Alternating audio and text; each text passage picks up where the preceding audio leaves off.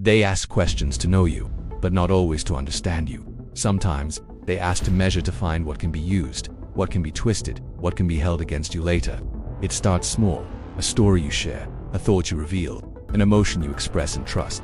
And slowly, your honesty becomes a weapon in someone else's hand. This is how control begins in the age of transparency, not through governance or screens, but through people, through imitation. The powerful created systems that record and predict, but the people copied their behavior. They learned to do the same. Now we monitor each other. We screenshot each other's words. We remember mistakes, catalog them, store them like ammunition for future arguments. We learned to surveil without authority. We became our own spies. Our relationships became databases. Our trusts became transactions. We forgot that knowing someone is not the same as understanding them, and that information without empathy becomes a form of violence. They told us transparency would create honesty, but honesty without compassion creates exposure, and exposure without safety creates fear.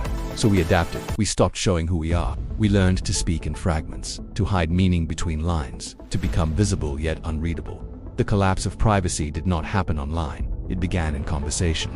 It began when we realized that vulnerability could be recorded and authenticity could be weaponized. We built walls of filters and passwords, not just to protect ourselves from the system but from each other. And still, the paradox grows. We are more connected than ever, and yet more guarded than we have ever been. We know how to share, but not how to trust. We know how to post, but not how to confess. We have replaced intimacy with visibility and truth with performance. But the system did not do this alone. We became part of its design. We learned its language of exposure and imitation. We built small empires of control in our own circles, thinking we were protecting ourselves while becoming what we feared. It is easy to blame the elite. It is harder to see the system reflected in our own behavior. Yet awareness is the beginning of resistance, because once you understand the pattern, you can stop repeating it. Transparency can still serve truth, if it is guided by empathy instead of judgment, if it is used to connect, not control, to see, not to expose.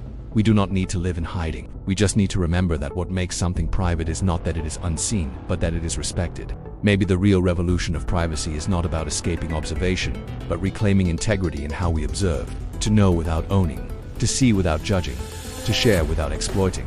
Because in the end, transparency does not destroy humanity, it only reveals who we truly are beneath the surface. And what we choose to do with that knowledge will decide whether this new world becomes our freedom or our final illusion of it.